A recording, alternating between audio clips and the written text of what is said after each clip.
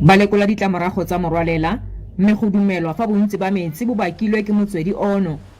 Go le jalo projeke ya kago ya borogo e simolotse. We anticipate there will be a delay in completing it in November, end of November. As you will have seen, the work is still underway and there's a lot of work that still needs to be done. Go baakantswe gape manno ao baagi ba ba amegileng ba tlileng go sutisetswa ko go one.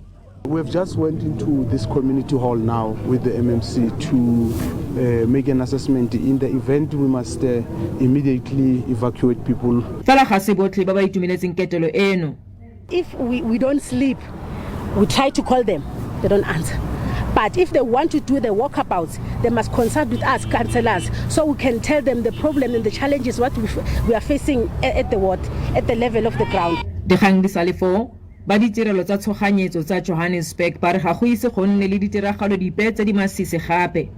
We're still encouraging all our motorists out there as and when driving to be cautious, to exercise caution, try and avoid areas which might have been flooded and also try and extend the safe following distance. Bahlankedi ba re baagi ba tla fudusiwa fa go ka nna le tlhokego eo. Molemo wa SABC News, Soweto.